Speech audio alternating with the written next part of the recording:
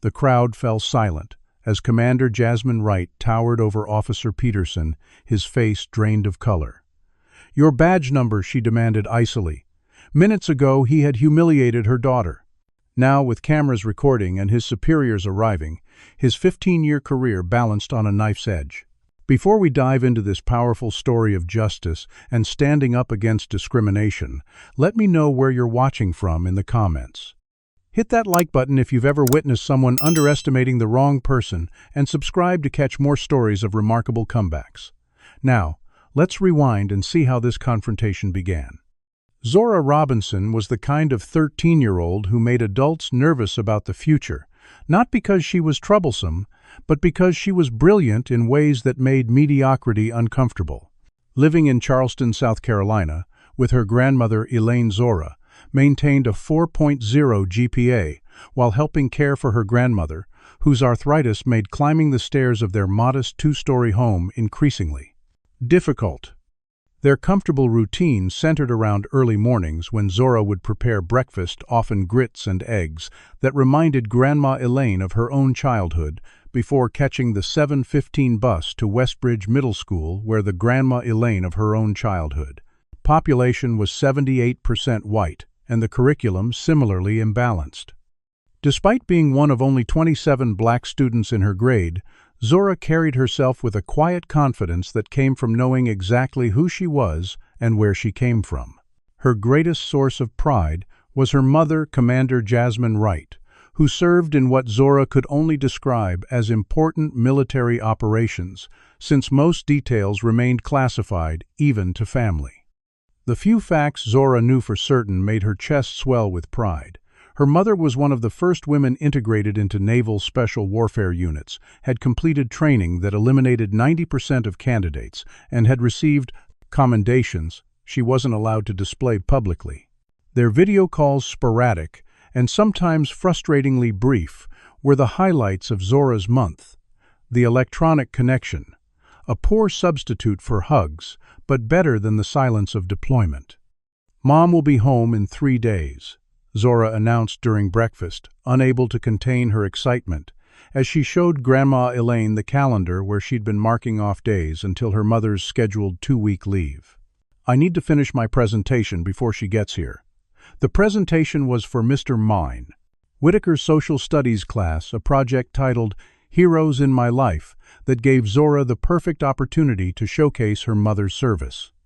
She had spent weeks researching the history of women in combat roles, the integration of special operations, and the specific barriers faced by black women in military leadership.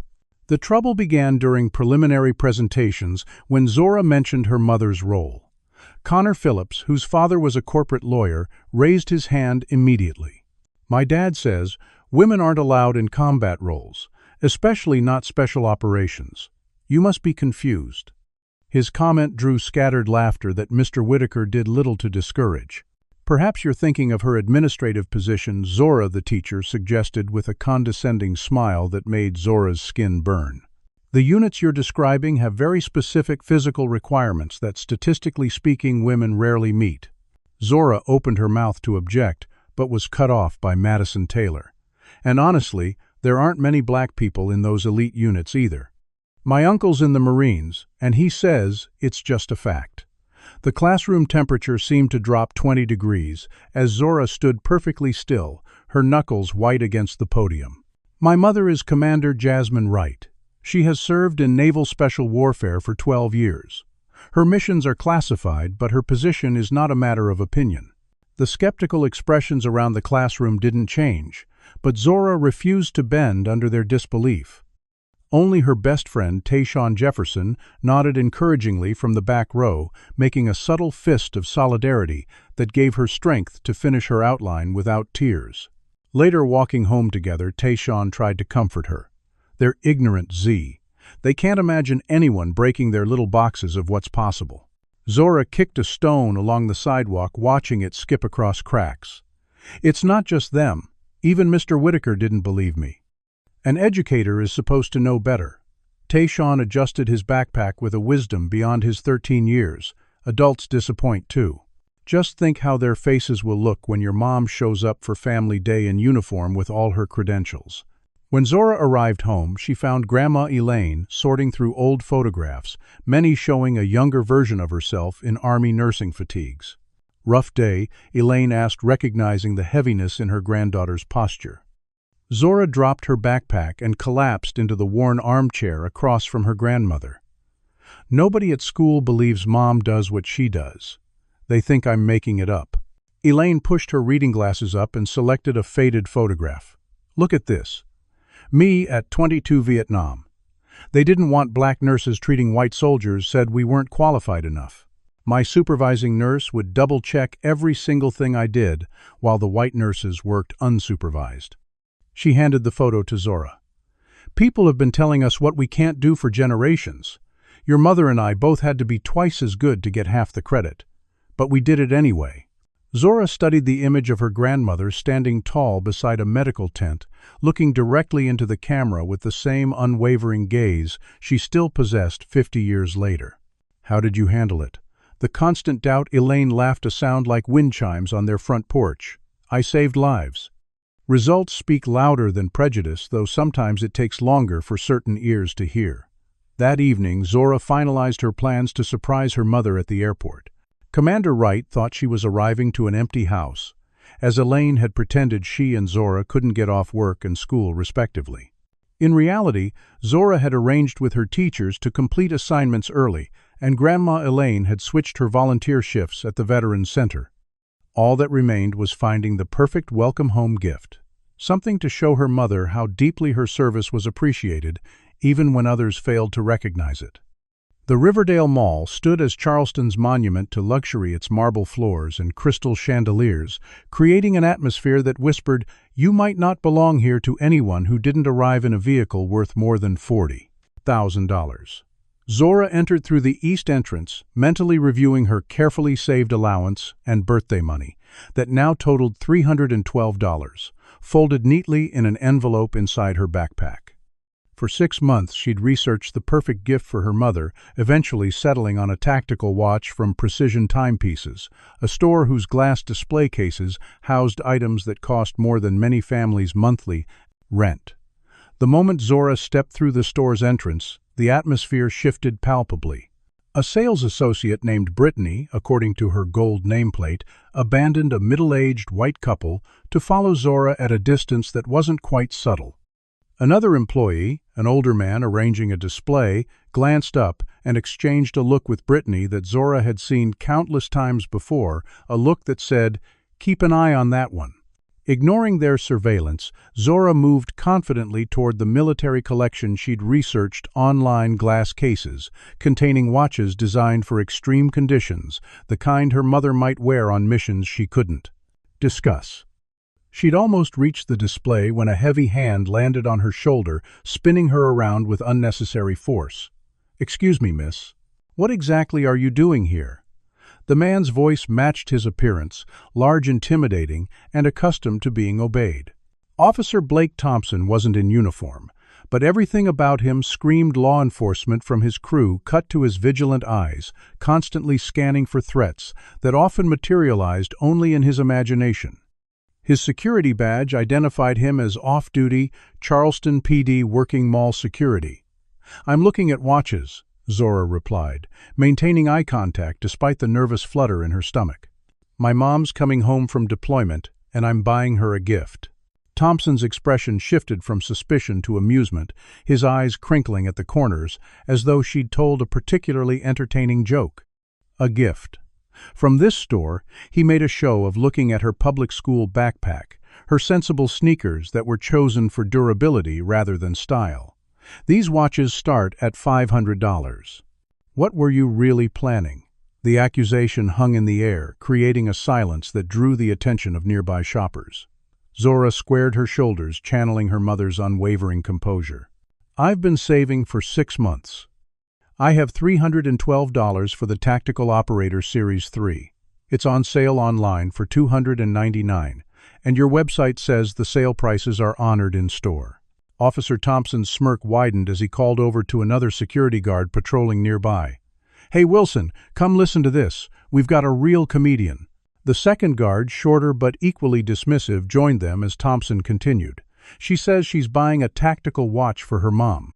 Apparently, Mommy needs military-grade equipment.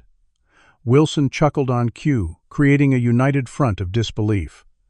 "Who's your mom, kid?" Navy SEAL. The mockery in his voice was unmistakable. Zora felt heat rising in her cheeks, but kept her voice steady. "Commander Jasmine Wright, Naval Special Warfare. She's returning from her 4th deployment tomorrow." Thompson's laugh echoed through the store, drawing more stares. "Your mom's Special Forces. Sure, kid. And my dad's the president. Listen, we've had 3 shoplifting incidents this week, all involving teenagers. So why don't you just move along before we have a problem?" The store manager approached a thin woman with eyeglasses hanging from a decorative chain. "Is everything all right here, Officer Thompson?" She glanced at Zora with the same automatic suspicion. "Just keeping an eye on things, Miss Delacroix," Thompson replied. "This young lady claims she's shopping for a Special Forces watch for her mom. Thought you should know we might have someone casing the merchandise." Miss Delacroix's expression hardened as she turned to Zora. "We don't tolerate loitering. Either make a legitimate purchase or leave." Zora reached for her backpack. "I can show you the money I've saved. I'm not loitering, I'm a customer." Before she could unzip her bag, Thompson stepped forward. "Don't reach for anything. Keep your hands where I can see them." The absurdity of the situation might have been laughable if it weren't so humiliating. Customers had stopped browsing to watch the confrontation, their expressions ranging from concern to entertainment, as though witnessing a reality show unfolding in real time. "I just want to buy a watch for my mother." Zora insisted, her voice beginning to waver despite her best efforts. "Call the store manager from the main floor if you don't believe me about the sale price." Thompson crossed his arms. "Nobody's calling anyone, and nobody believes your story about your mother either. Women aren't even allowed in combat units, much less special operations." "Do you think we're stupid?" Zora stood her ground, though her hands had begun to tremble slightly. "That policy changed years ago. My mother was part of the integration program. She completed the same training as everyone else." Thompson rolled his eyes dramatically for Wilson's benefit. "Listen to her making up military policies now. What are you, the Secretary of Defense, to?" Other store employees had gathered to watch, some snickering behind their hands. No one intervened as Thompson continued his public humiliation campaign. "Let me guess, your mom's also an astronaut, and the president of a small country in her spare time," that drew outright laughter from the staff. Zora felt tears threatening, but refused to give them the satisfaction. "My mother has served this country for 17 years. She deserves respect even from people who don't understand what she does." Thompson's amusement hardened into something colder. "All right, that's enough. I'm going to need you to leave the premises immediately. We don't need your attitude or your lies in this establishment." Zora stood firmly in place. "I have money.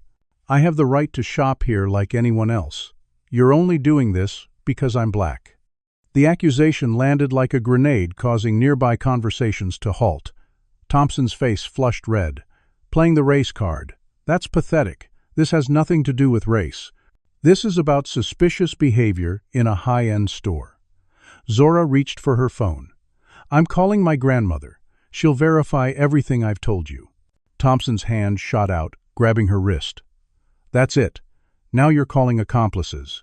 We're going to security." He turned to Wilson. "Call mall security for backup. We've got a situation." As Thompson began forcibly escorting her toward the exit, Zora's phone clattered to the floor, its screen cracking on impact. In that moment, surrounded by judgmental stares and baseless accusations, Zora felt a crushing weight of injustice that was all too familiar, yet never less painful with repetition. She thought of her mother facing down dangers in distant lands, and somehow found the strength to keep her head high as they marched her through the mall like a criminal for the crime of being a young black girl with ambitions and truth that others found inconvenient. The security office resembled an oversized closet more than an official space, with fluorescent lighting that buzzed incessantly and cast everyone in a sickly pallor that made even the simplest expressions seem suspicious. Officer Thompson practically shoved Zora into a metal chair bolted to the floor, positioning himself between her and the door as though she might attempt a daring escape, despite being 5'3" and completely outnumbered. "Sit tight while we sort this out," he commanded, his authority unchallenged as Wilson took position near a bank of grainy security monitors. Mall security arrived moments later, a tall black man with a name badge reading Marcus Johnson and a bearing that suggested military experience. "What's the situation?" Johnson asked, assessing the room with practiced efficiency. Thompson puffed out his chest importantly. "Potential shoplifter. Was acting suspiciously in precision. Timepieces gave the staff attitude when questioned and made up an elaborate story about her mother being in special forces." Johnson glanced at Zora, noticing her school backpack and the complete absence of stolen merchandise, any evidence of actual theft. The question carried a skepticism that made Thompson bristle visibly. She was casing the place.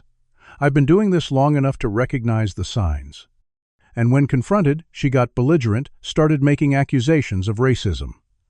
Johnson pulled Thompson aside, lowering his voice, but not enough to prevent Zora from hearing.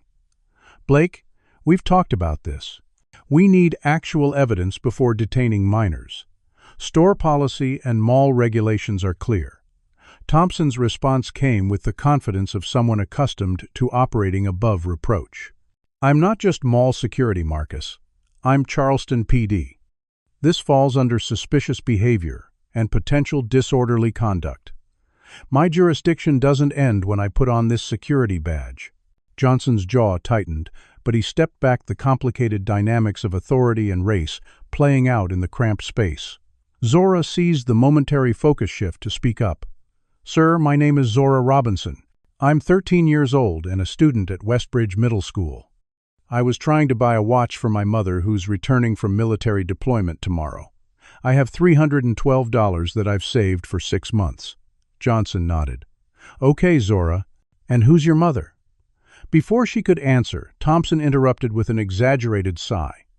"Here we go again with the Special Forces mother's story.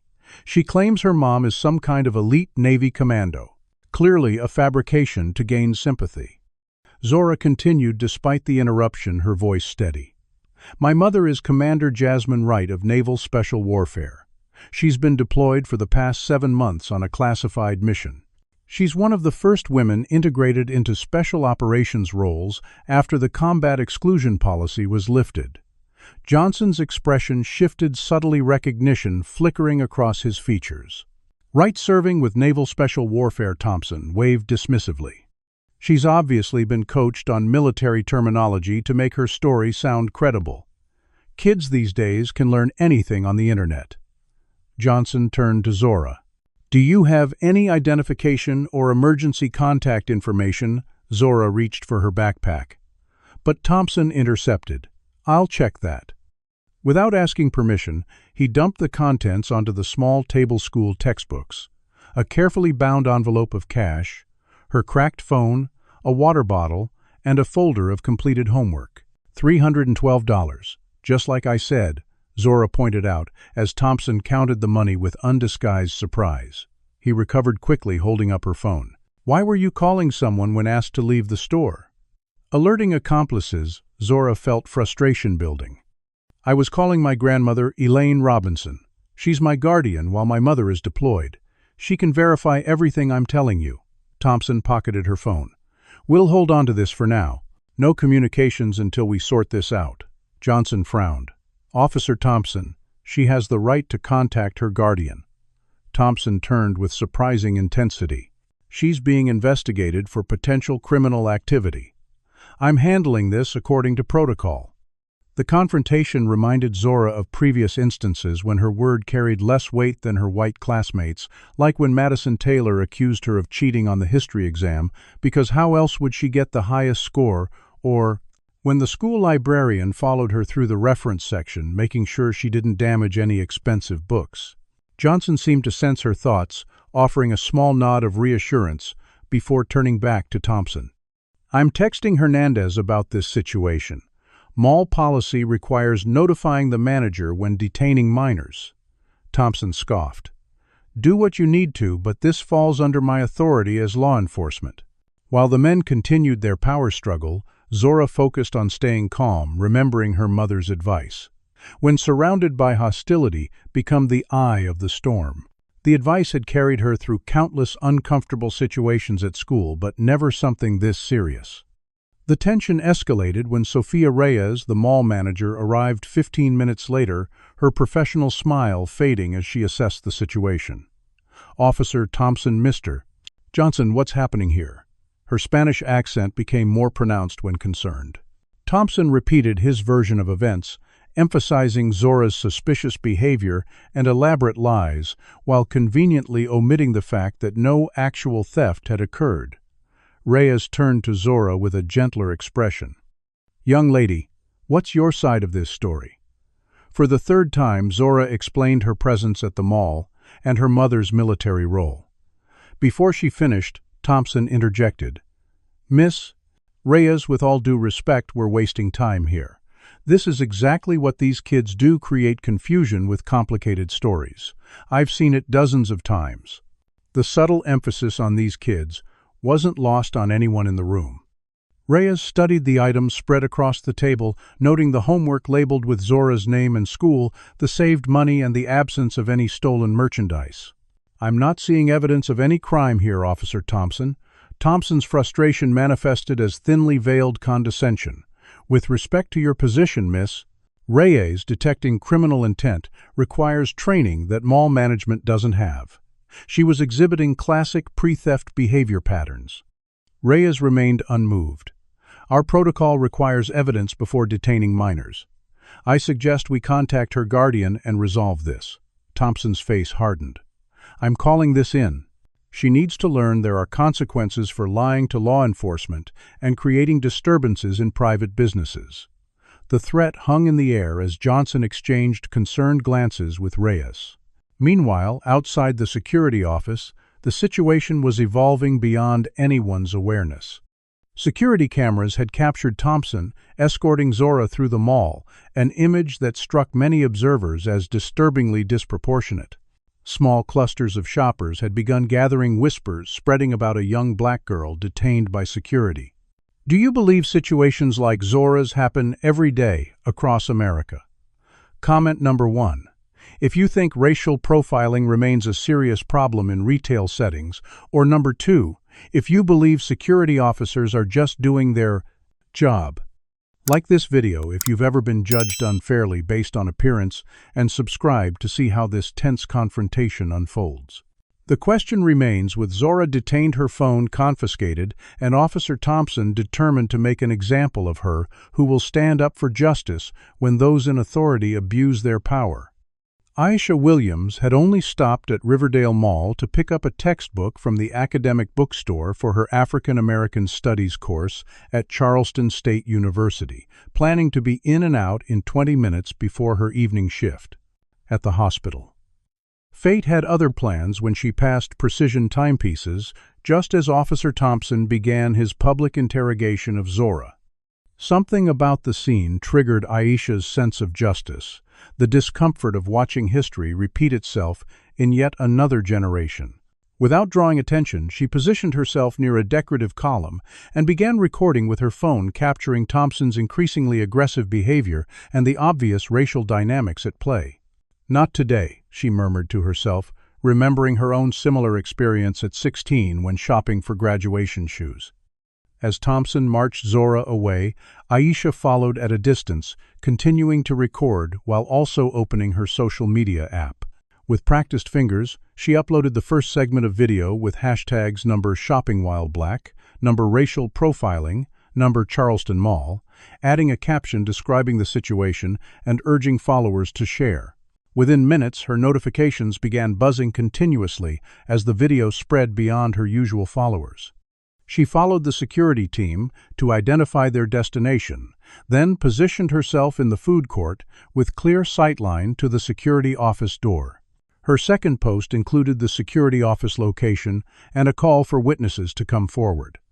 The response was immediate and overwhelming, with dozens of commenters sharing similar experiences and asking how they could help. One comment caught her attention. "I think I recognize that girl from my nephew's school."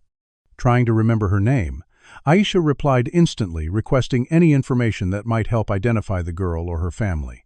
While waiting for responses, she contacted a friend who worked at the mall's customer service desk, confirming that the security officer was Blake Thompson, known among mall employees for his selective enforcement of rules.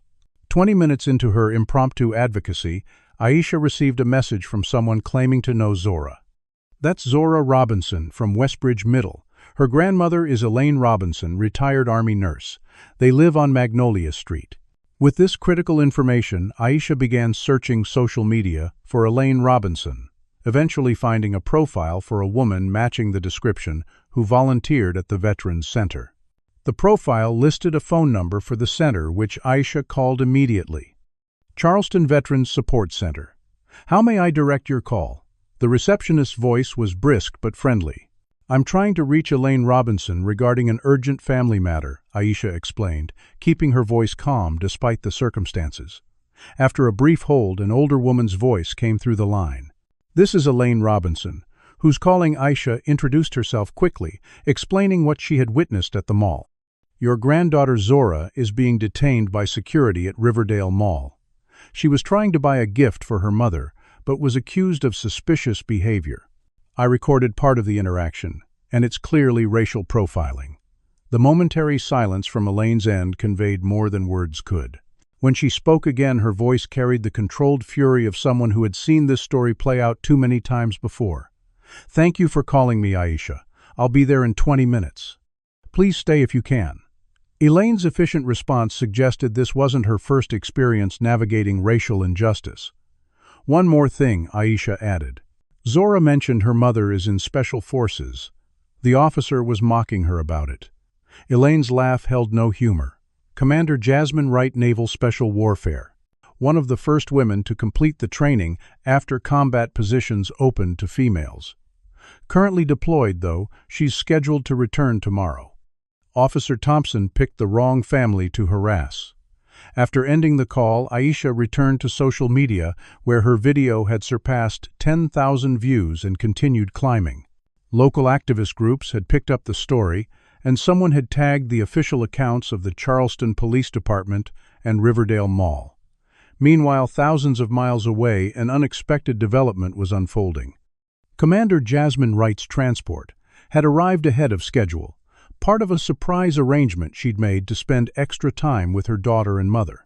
As she collected her duffel bag at Charleston International Airport, her colleague Lieutenant Commander James Patterson approached with an unusual expression. "Wright, you might want to see this before you head home." He held out his phone, displaying Aisha's viral video, Zora's face clearly visible as she stood her ground against Thompson's intimidation. "That's my daughter," Wright whispered, her training immediately kicking in as she assessed the situation with tactical precision. "Who posted this? When was it taken?" Patterson scrolled through the comments. "Posted 45 minutes ago from Riverdale Mall by someone named Aisha Williams. Says security detained your daughter for shopping while black after she tried to buy you a homecoming gift."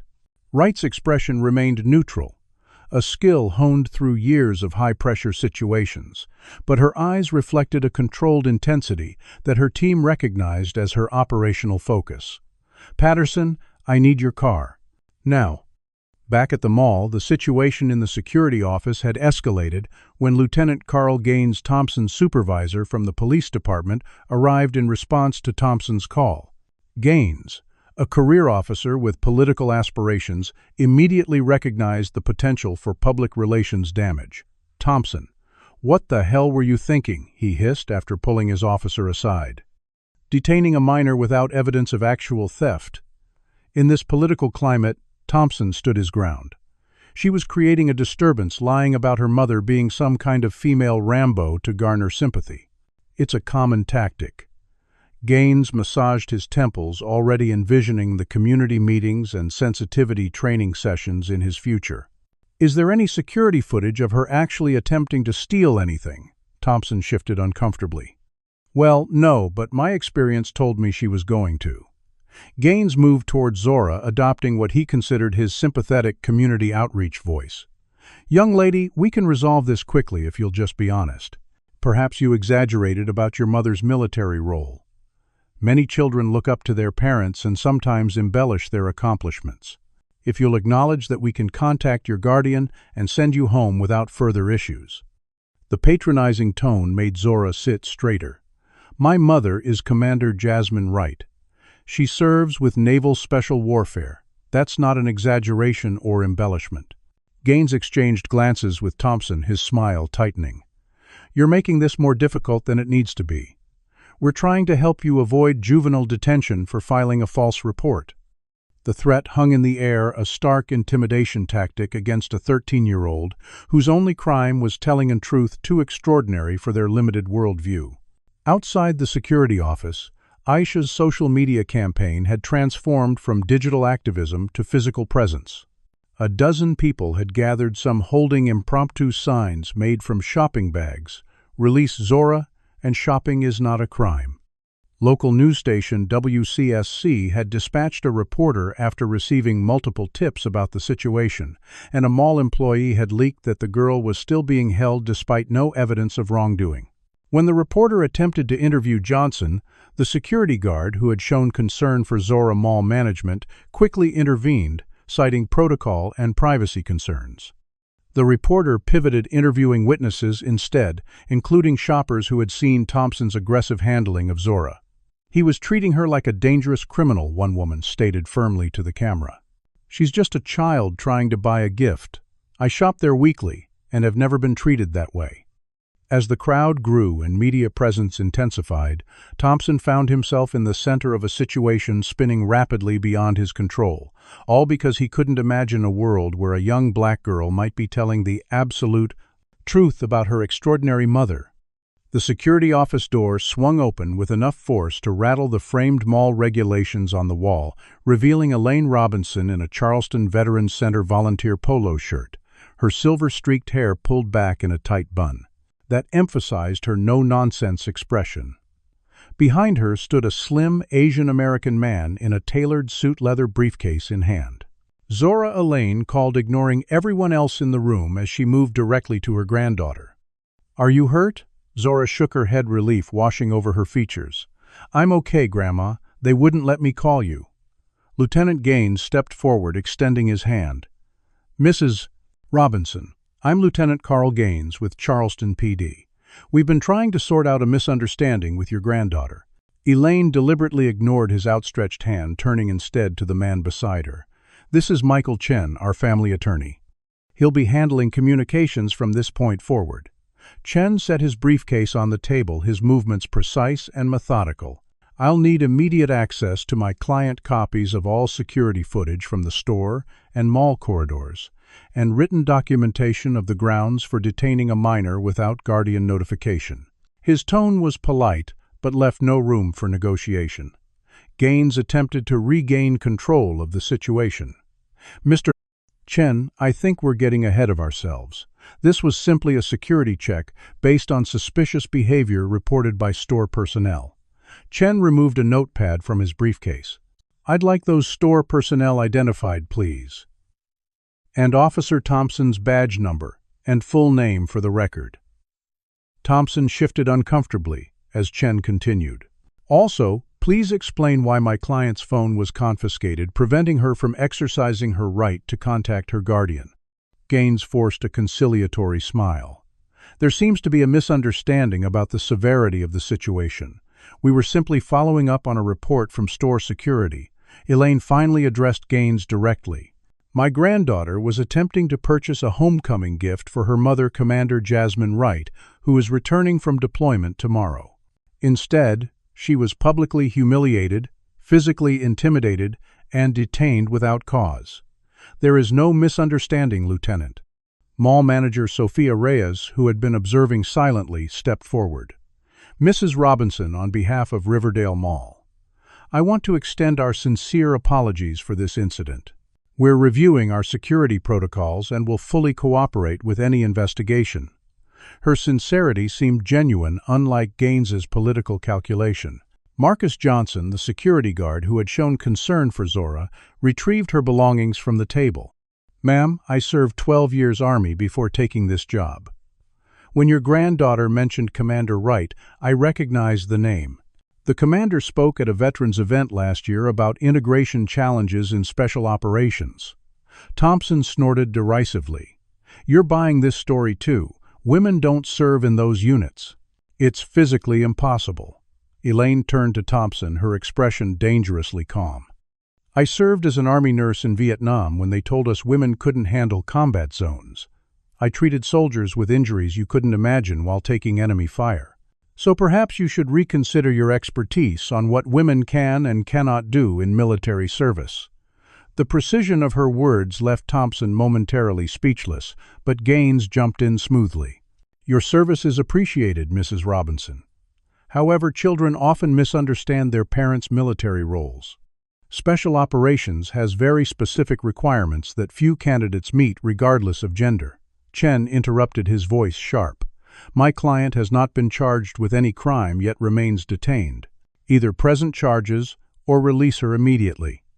Outside the security office, the situation had evolved dramatically. The small group of concerned shoppers had grown to over 30 people, many filming with their phones as the local news crew set up equipment. The store owner from Precision Timepieces had arrived visibly distressed by the potential damage to his business reputation. I had no idea this was happening, he insisted to anyone who would listen. Our store welcomes all customers. His words rang hollow against the backdrop of his employees' actions. Thompson glanced nervously at the security monitors showing the gathering crowd. We need to disperse those people. They're creating a fire hazard. Gaines, more attuned to public perception, shook his head. Engaging that crowd will only escalate the situation. We need to resolve this quietly. He turned to Chen with a new approach. What would you consider a satisfactory resolution to this unfortunate incident? Chen consulted briefly with Elaine before responding. First, immediate release of Zora with all her belongings. Second, written acknowledgement that she was detained without cause. Third, copies of all security footage. Fourth, confirmation that Officer Thompson's body camera was active throughout this incident. Thompson's hand instinctively moved to his chest where his body camera should have been recording. Battery was low. It's not department policy to record during off-duty security work. Chen made a note. Interesting. Charleston PD Manual Section 4.3 states officers working secondary employment must maintain department equipment standards, including functional body cameras during all civilian interactions. Johnson, impressed by the attorney's knowledge, failed to hide a small smile, earning a glare from Thompson. Gaines, recognizing a losing battle, nodded briskly. We can arrange for Zora's release immediately. The other matters will require some administrative processing. Chen remained unmoved. We'll wait for the footage and written acknowledgement. My understanding is that the mall security system automatically archives footage, and Miss Reyes has authority to provide copies without delay. Reyes confirmed this with a nod, increasingly eager to distance mall management from Thompson's actions. Thompson, watching his control of the situation disintegrate, made one final attempt to assert authority. The girl was disruptive and disrespectful to a law enforcement officer. That alone justifies detention. Elaine stepped directly into Thompson's space, her 5'4" frame somehow commanding the room. My granddaughter maintained her dignity while being publicly humiliated by an adult in a position of power. If there was disrespect in that store, Officer Thompson, it began with you. Johnson cleared his throat. For the record, I've worked mall security with Officer Thompson for 8 months. This isn't the first complaint about his approach to young black shoppers. Thompson's face flushed with anger. You're out of line, Johnson. Gaines, seeing the situation deteriorating, further intervened. That's enough, Thompson. Mr. Chen, if you'll accompany me to the main security office, we can arrange for the footage you requested. As Gaines and Chen left to retrieve the security footage, Thompson found himself alone with Johnson, Reyes, Elaine, and Zora, the power dynamic having shifted dramatically since Elaine's arrival. What had begun as a routine intimidation of a young black girl had transformed into a potential career-ending incident, all because Thompson couldn't imagine a world where Zora's truth exceeded his limited expectations. Commander Jasmine Wright stood at the mall's north entrance in full-dress uniform, medals and ribbons, catching the fluorescent lighting like signals in the darkness, her posture military perfect despite 20 hours of travel across multiple time zones. Beside her, Captain James Reynolds and two fellow officers created a formidable presence that caused shoppers to instinctively step aside, sensing authority that transcended civilian boundaries. Mall security officers stationed at the entrance moved to intercept them, a young guard raising his hand. "Excuse me, we're dealing with a situation. The central area is temporarily restricted." Captain Reynolds stepped forward, his voice carrying the weight of 22 years of command.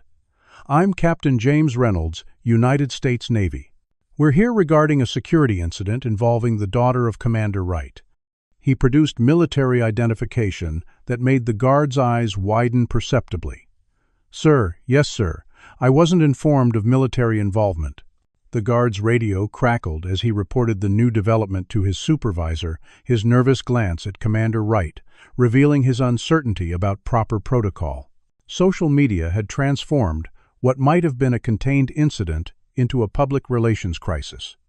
Aisha Williams' videos had collectively surpassed 100,000 views, with news organizations requesting permission to broadcast the footage. Shoppers throughout the mall were sharing updates and photos, including several capturing the arrival of uniformed military officers, creating a real-time documentary of accountability in action. While Thompson and Gaines remained unaware of Wright's arrival, their situation grew increasingly precarious.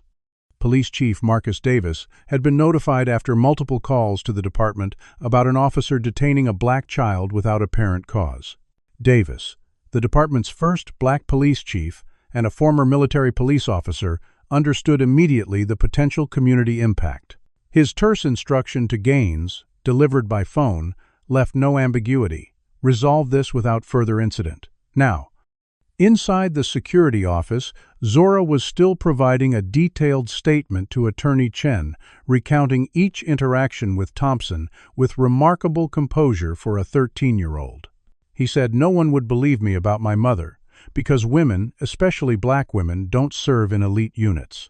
Chen documented her statement methodically, occasionally glancing at Elaine, whose expression remained a carefully controlled mask of dignity that barely contained her fury. Thompson stood against the far wall, arms crossed defensively, watching his career prospects diminish with each passing minute. The security monitors, which had been largely ignored during the confrontation, now showed the unmistakable image of naval officers moving through the mall's main concourse, their purpose evident in their determined stride. Johnson noticed first, his posture straightening instinctively. "We've got military personnel approaching." Thompson glanced at the monitor, initially dismissive, until recognition dawned. "That's official Navy dress uniform. Who called the Navy?" The question hung unanswered as Zora followed his gaze to the monitor, a smile breaking across her face for the first time since her ordeal began. "Mom's early," she whispered loud enough for everyone to hear. Thompson's dismissal turned to disbelief as he studied the lead officer more carefully, noting the rank insignia and the undeniable presence of someone accustomed to command. "That can't be her mother," he insisted, though his conviction had weakened considerably. Elaine checked her watch with deliberate casualness. Commander Wright's transport must have arrived ahead of schedule. She's always been efficient that way. The approaching footsteps in the corridor silenced further conversation, the measured cadence unmistakably military. Johnson moved to open the door, recognition and respect evident in his bearing. The security office suddenly seemed inadequate for the gathering storm, its mundane furnishings and fluorescent lighting incongruous with the gravity converging upon it. As Commander Wright approached the door, flashbacks of her journey cascaded through her consciousness, the grueling training that eliminated 90% of candidates, the constant need to prove herself in a male-dominated environment, the microaggressions and outright discrimination that questioned her presence and capability. Each step toward her daughter's location carried the weight of not just her personal journey, but the collective struggle of every woman who had been told no because of gender, every black service member who had faced doubt because of race. Just 3 weeks ago, Wright had led a classified extraction mission that required split-second decisions under enemy fire. Yet somehow this confrontation felt equally consequential.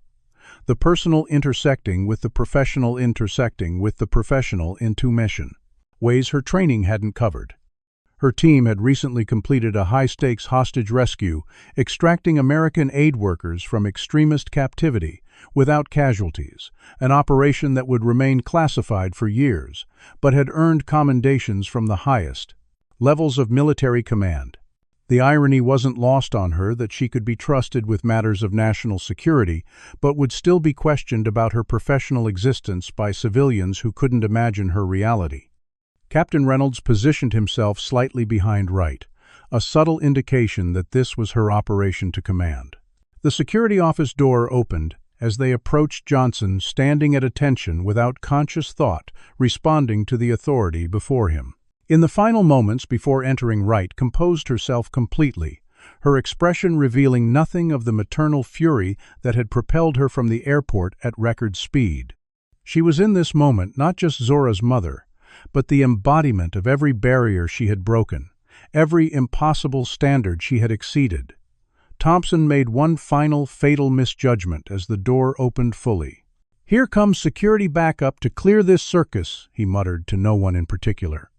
About time we restored some order.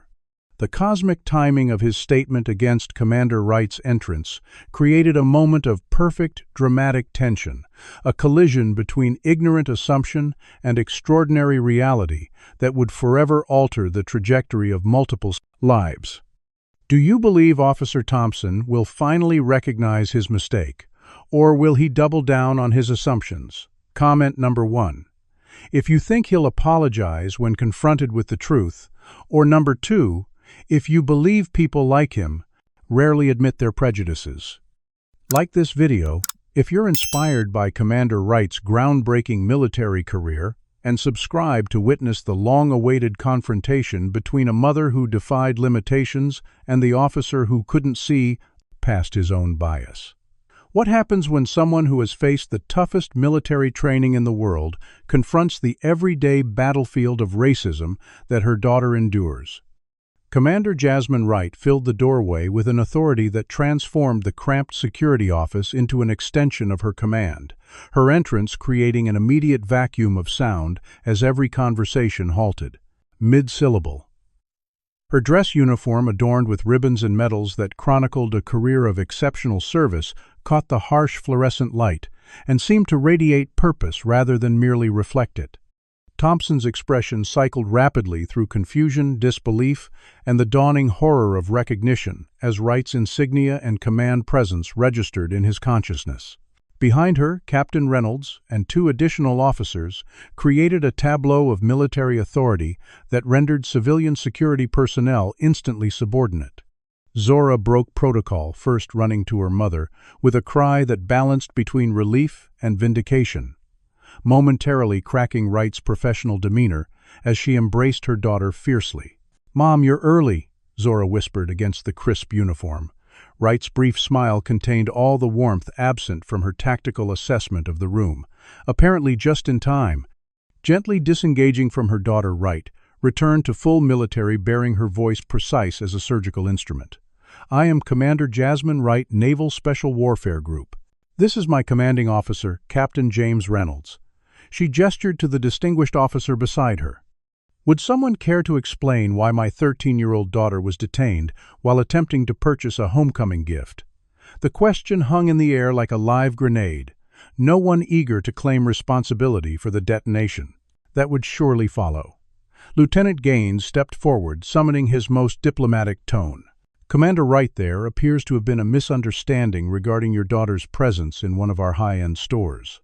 Wright's gaze remained unnervingly steady. A misunderstanding. The repetition wasn't a question, but a surgical incision into the euphemism. Thompson, desperately attempting to salvage his position, stepped forward. "Commander, your daughter was exhibiting suspicious behavior in a store that recently experienced theft." When questioned, she became confrontational and made claims about having a mother in special forces that seemed improbable given the statistical representation of women, particularly women of color, in such units. Each word seemed to dig his professional grave deeper, especially as Wright silently removed a leather credential wallet from her pocket and placed her official identification on the table. "My service record and security clearance," she stated flatly. "Shall I have Captain Reynolds confirm my operational status as well?" Reynolds stepped forward, his bass voice carrying decades of command. "Commander Wright recently led Operation Steadfast Guardian, which I cannot discuss further in this setting. Her credentials and position are beyond question." Thompson's face flushed crimson as he scrambled for justification. "With respect, Commander, how were security personnel supposed to know your position? Your daughter's claim seemed far-fetched given the known limitations on combat roles for female service members." Wright's expression remained professionally neutral, a skill honed through years of high-stakes negotiations and operations. Officer Thompson, the combat exclusion policy for women, was officially lifted in 2013. Women have since qualified for and served in every branch of special operations. This isn't classified information. It's publicly available through Department of Defense press releases. She paused, allowing the factual correction to land before continuing. "However, even if my daughter's claims had seemed unlikely, does Charleston PD protocol now include detaining minors for making statements officers find improbable gains attempted to intervene?" as Thompson floundered. "Commander Wright, we sincerely apologize for this incident." Officer Thompson was acting on his training to identify suspicious behavior patterns. Wright turned her attention to Gaines, her gaze unyielding. "Is it standard training to confiscate a minor's phone to prevent them from contacting a guardian, to search their belongings without consent or warrant, to publicly humiliate them based on racial assumptions about their shopping habits?" Each question struck with precision, leaving no room for bureaucratic evasion. Michael Chen, who had been documenting the exchange, interjected. "We've reviewed the security footage, Commander. It clearly shows Officer Thompson's aggressive approach and subsequent detention of your daughter without probable cause." He slid a tablet across the table, displaying time-stamped footage of Thompson confronting Zora in the store. Additionally, multiple witnesses have provided statements regarding Officer Thompson's comments about race and gender during the incident. Captain Reynolds studied the footage with a deepening frown. "This raises serious concerns about the treatment of military families in your jurisdiction, Lieutenant Gaines. The Department of Defense takes such matters very seriously." The implied threat of federal involvement visibly alarmed Gaines, whose political aspirations couldn't withstand such scrutiny. "Captain Reynolds, Commander Wright, I assure you this incident does not reflect our department's values or training. We will conduct a thorough review of Officer Thompson's actions and our detention protocols." Thompson, watching his allies abandon him, made a desperate attempt to reframe the narrative. "Commander, surely you understand the challenges of maintaining security in high-crime areas. Split-second judgments are sometimes necessary." Wright's response was measured but uncompromising. "Officer Thompson, I've made split-second decisions under enemy fire that determined whether people lived or died. None of those decisions involved detaining an unarmed child for looking at watches." She gestured to the security footage still playing on Chen's tablet. "What I see here isn't a split-second judgment. It's a sustained pattern of intimidation and bias." Police Chief Davis chose that moment to enter, having been briefed on the escalating situation. His expression conveyed both professional concern and personal understanding as the department's first black chief. "Commander Wright, I'm Chief Marcus Davis. On behalf of Charleston Police Department, I extend our deepest apologies for this incident." He turned to Thompson with barely contained anger. "Officer Thompson, surrender your badge and weapon to Lieutenant Gaines immediately. You're suspended pending full investigation." Thompson's face drained of color. "Chief, you can't be serious. This is one incident being blown out of proportion." Davis's response left no room for negotiation. "One recorded incident, Thompson. How many unrecorded ones preceded it? Surrender your badge. Now, The command in his voice matched Wright's military authority, creating a rare moment of perfect alignment between civilian and military leadership. As Thompson reluctantly complied, Wright shifted her focus to her daughter, momentarily softening her professional demeanor. "Zora, are you all right?" The question contained layers of meaning beyond the immediate situation, acknowledging the weight of racial bias that had shaped both their lives despite Wright's distinguished position. Zora nodded, standing straighter in her mother's presence. "I'm okay, Mom. I knew you'd come." The simple statement carried profound trust that Wright had earned through years of proving that impossible barriers could be overcome. Wright turned back to Chief Davis, seamlessly transitioning from concerned mother to military commander. "Chief Davis, I'd like your assurance that this incident will be addressed systemically, not just as an isolated occurrence." Davis nodded with genuine commitment. "Commander, as someone who's navigated both military and law enforcement cultures as a black man, I give you my word that this will prompt departmental review of our training and policies." The security office had transformed from a site of injustice to a crucible of accountability, the presence of Wright and her colleagues, elevating what might have been dismissed as a routine incident into a moment of institutional reckoning. For Thompson, the realization came too late that his worldview had not only been wrong but catastrophically limited, unable to accommodate the reality of a black woman who had shattered every barrier placed before her and a daughter, determined to follow in her footsteps. The afternoon sun slanted through Riverdale Mall's glass atrium, casting dramatic shadows as Officer Thompson's career imploded in real time, his badge and service weapon now resting on the security desk like artifacts from a former life. Chief Davis's voice cut through the tense silence with military precision, addressing Lieutenant Gaines, while Thompson stood frozen in professional purgatory. Effective immediately, Thompson is on administrative leave. Full investigation begins tomorrow morning, 8 a.m. sharp. Lieutenant, you'll personally oversee collection of all witness statements and security footage. Gaines nodded stiffly, his political calculations visibly recalibrating as he measured the distance he needed to create between himself and Thompson's radioactive career. "Yes, sir. I'll handle it personally." Wright observed the administrative dismantling with the detached analysis of someone who had witnessed similar reckonings in military settings, where consequences for failure followed clear chains of command. Thompson, still struggling to process his reversal of fortune, attempted one final justification. "Chief, with all due respect, I was acting on established patterns of suspicious behavior." The situation escalated because of resistance to standard security protocols. Davis turned to Thompson with controlled fury that had simmered through decades of witnessing similar excuses. Standard protocols include detaining minors without guardian notification, publicly humiliating a child based on assumptions about her mother's career, creating a spectacle that's currently trending on 3 social media platforms. He gestured toward the security monitors, showing the growing crowd outside.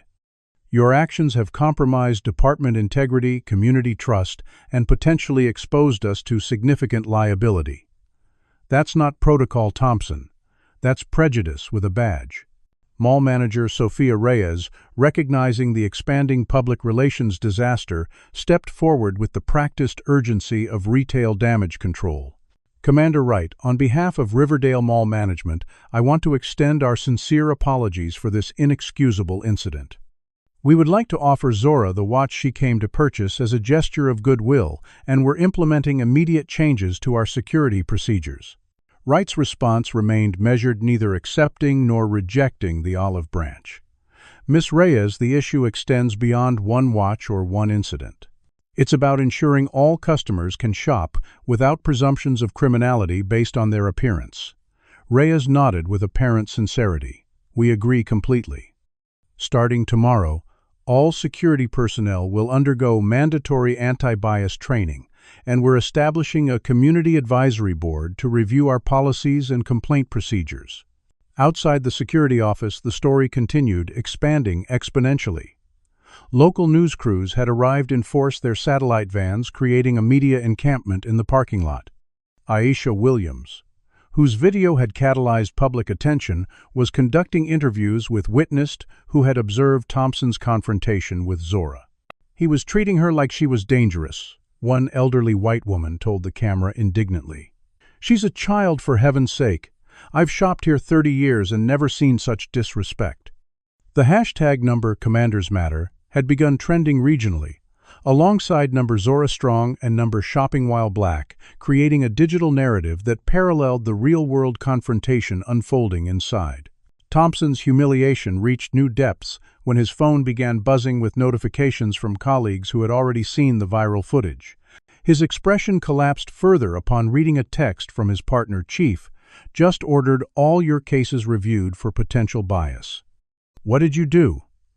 Meanwhile, Zora's school principal called Elaine's phone, his tone dramatically different from previous interactions. "Mrs. Robinson, I've just seen the news coverage.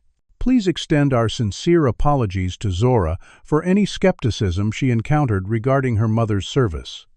We would be honored if Commander Wright could address our student body during her leave." The transformation was so abrupt that Elaine couldn't suppress a knowing smile. Remarkable how quickly people find their manners when confronted with irrefutable evidence, isn't it, Principal Whitaker? She passed the phone to Wright, who scheduled a school visit with diplomatic precision, understanding the Semitis.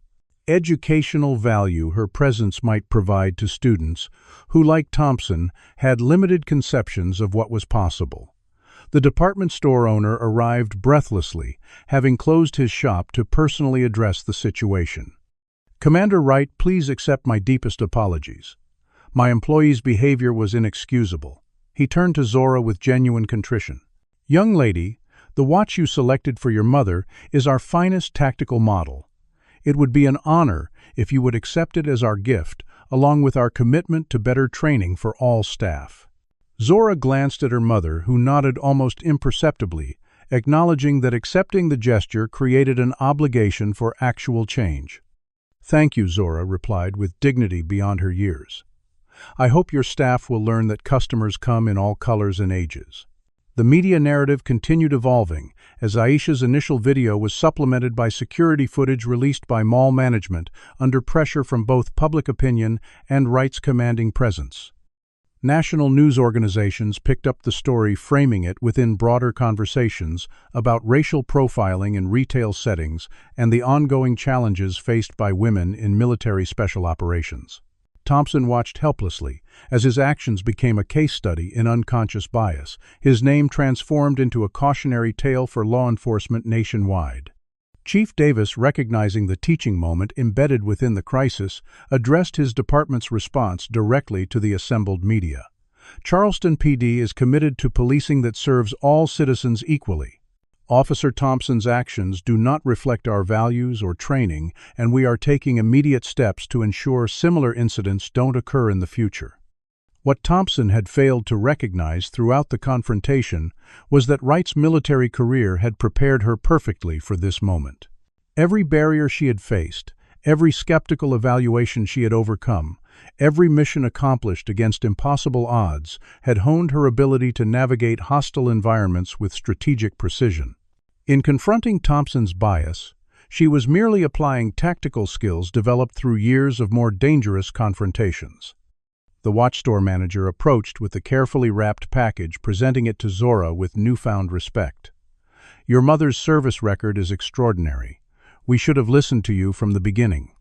As Zora accepted the gift she had saved for months to purchase, Wright placed a supportive hand on her daughter's shoulder, the gesture conveying pride not just in her academic achievements or composed handling of the crisis, but in her academic achievements, unwavering certainty about her mother's capabilities when everyone around her insisted such accomplishments were impossible. The security office that had been intended as a site of intimidation had transformed into ground zero for institutional change, with Thompson's suspension, merely the first visible consequence of systemic failings, suddenly exposed to scrutiny. For Zora, watching authority figures scramble to rectify their misjudgments provided a powerful lesson in perseverance and vindication that would shape her understanding of justice more profoundly than any classroom discussion could achieve. 3 months after the Riverdale Mall incident, Officer Blake Thompson sat rigidly in the police department's largest conference room, facing a disciplinary board comprised of 7 senior officers and 2 civilian oversight committee members. The room was filled beyond capacity with department personnel standing along walls to witness proceedings that had evolved from a single disciplinary action into a referendum on policing culture. Thompson's attorney had advised against testifying, but pride overrode prudence as he attempted to salvage his reputation. My actions were based on established patterns of suspicious behavior I've observed throughout my 15-year career, he insisted, hands clasped tightly on the table before him. The subject's presence in a high-end store, combined with her unlikely claims about her mother's military status, created reasonable suspicion that warranted investigation. Chief Davis leaned forward, his expression neutral, but his question precisely targeted. "Officer Thompson, in the past 3 years, you've detained 47 individuals for suspicious behavior in retail settings. 42 were Black or Hispanic. 30 were under 18, and 0 resulted in prosecutable theft charges. Do you consider that pattern problematic?" Thompson's discomfort manifested as defensive indignation. "Crime prevention can't be measured by arrest statistics alone, Chief. Visible security presence deters potential criminal activity." The civilian oversight representative, Dr. Amara Johnson from Charleston State's Criminal Justice Department, consulted her notes before addressing Thompson.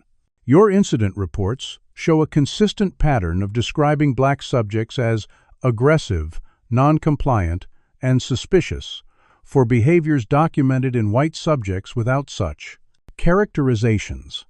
How do you explain this discrepancy?" Thompson's response faltered under statistical scrutiny, his certainty undermined by documented patterns he'd never been forced to confront. Zora's testimony followed her composed delivery, belying her 13 years as she addressed the panel without notes. "Officer Thompson didn't just question me. He humiliated me publicly. He laughed when I mentioned my mother's service and encouraged others to join in mocking me. When I maintained my dignity, his response was to escalate, detain me, and prevent me contacting my grandmother. The lesson I learned that day wasn't about security protocols. It was that some people wearing badges see my skin color as inherently suspicious regardless of my behavior." Her testimony concluded with remarkable insight. The most damaging part wasn't being detained. It was realizing this happened so routinely that Officer Thompson never considered there might be consequences for treating me that way. The hearing room fell silent, her words resonating with undeniable truth that penetrated professional defenses. The testimony that finally shattered Thompson's remaining credibility came from Marcus Johnson, the security guard, who had questioned his approach from the beginning. Officer Thompson regularly instructed mall security to provide extra surveillance for young Black shoppers, particularly in high-end stores. When questioned about this practice, he dismissed concerns as political correctness interfering with effective security. "I documented these incidents in emails to mall management that were consistently ignored until Commander Wright's intervention forced accountability." 1 week later, Chief Davis stood before assembled media to announce the hearing's conclusion. Following comprehensive review of Officer Thompson's conduct and service record, the disciplinary board has unanimously recommended termination of employment. I have accepted this recommendation, effective immediately. The announcement marked only the most visible consequence of an incident that had catalyzed broader institutional changes. Commander Wright, balancing military duties with newfound public advocacy, established a foundation supporting children from military families facing discrimination. "Service children shoulder unique burdens," she explained during the foundation's launch. "When a parent serves overseas, their children serve on the home front. They deserve the same respect accorded to those in uniform." Zora's school presentation about her mother received a standing ovation, with several teachers offering additional credit for her thoroughly researched historical context on women in combat roles. Principal Whitaker, whose skepticism had reinforced her classmates' doubts, now featured her project prominently in the school's achievements display. Zora's experience reminds us that extraordinary accomplishments often come from those society underestimates, he told parents during an assembly, careful not to mention his own role in that underestimation. Mall management implemented comprehensive changes to security protocols, establishing clear guidelines, prohibiting detention of minors without guardian notification, and requiring documentation of all security interventions by demographic data to identify potential bias patterns. Thompson, facing professional exile and public criticism, attempted damage control through a local newspaper interview, portraying himself as a victim of changing political climates. 20 years ago, I'd have received commendation for proactive security measures. Today, officers hesitate to act because every interaction becomes a potential career-ending social media moment.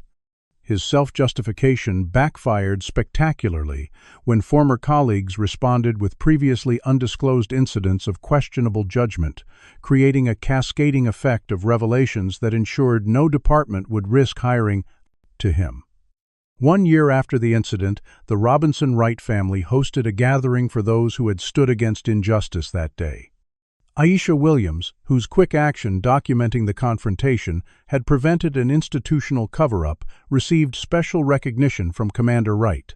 Moral courage takes many forms, Wright noted, presenting Aisha with a commendation letter for her civilian service. Sometimes it means recording when others look away.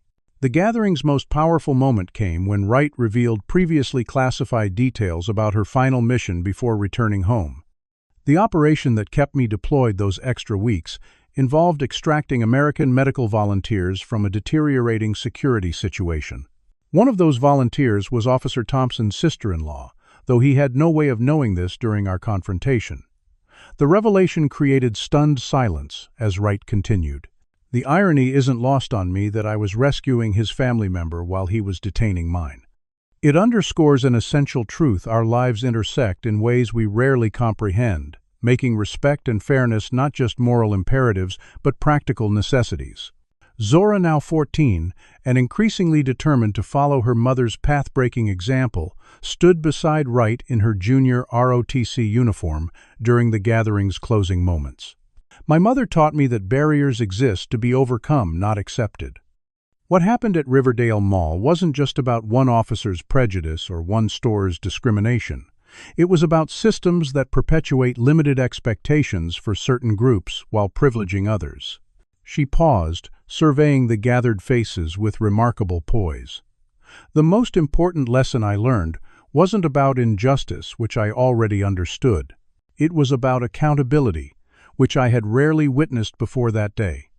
As the gathering concluded, Wright and Zora stood side by side in a photograph that would later adorn the Foundation's headquarters, their matching postures and resolute expressions bridging generations of progress.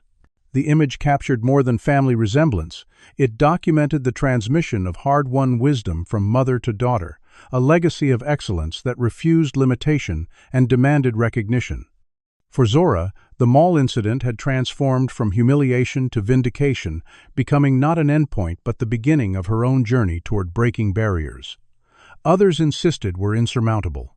And for those who witnessed their story, one question remained. How many extraordinary capabilities remain unrecognized because society's limited imagination cannot conceive of excellence in unexpected packages? What extraordinary potential have you witnessed being dismissed or underestimated? Comment your experiences of seeing someone's abilities questioned based on their appearance. Like this video. If you believe in standing firm when facing unfair treatment, subscribe to hear more stories of justice and vindication, and share this video with someone who needs a reminder that sometimes the most powerful response to doubt is simply proving them wrong. Thank you for joining this journey from injustice to accountability, and remember, the most dangerous assumption is believing you can judge someone's capabilities by their appearance. This story powerfully illustrates how prejudice and bias operate in everyday situations, creating unjust barriers for people of color. Officer Thompson's immediate dismissal of Zora's claims about her mother reflects a deeper societal tendency to underestimate black individuals, particularly black women in positions of authority and excellence. The incident demonstrates how racism manifests not only in overt hostility, but in the automatic disbelief and dismissal of black voices. Commander Wright's career, exemplifies the extraordinary resilience required to overcome systemic barriers. Despite her exceptional qualifications and achievements, her very existence as a black woman in special forces was considered implausible by those with limited worldviews. This highlights how excellence alone isn't always enough to combat prejudice. Sometimes, external accountability is necessary. Zora's experience teaches the importance of standing firm in your truth, even when authority figures attempt to undermine it. Her dignity and composure in the face of humiliation demonstrated remarkable strength that ultimately contributed to systemic change.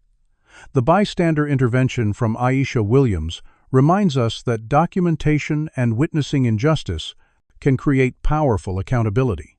One person's decision to record and share evidence prevented an institutional cover-up and catalyzed broader reforms. Finally, the story underscores how seemingly isolated incidents of bias are rarely truly isolated, but rather symptoms of deeper systemic issues that require structural solutions rather than individual apologies. Have you ever witnessed someone being unfairly judged based on stereotypes or prejudice? How did you respond in that moment? Share your experiences in the comments below. Your story might give someone else the courage to speak up next time they witness injustice. If this story of standing firm against discrimination resonated with you, hit that like button to help more people discover it. Subscribe to our channel for more powerful stories about overcoming bias and breaking barriers in everyday life. And please, share this video with someone who needs a reminder that sometimes the most unexpected people accomplish the most extraordinary things. Thank you for joining us on this journey, from humiliation to vindication. Together, we can build a world where people are judged by their character and capabilities, not by preconceived notions about what they can achieve.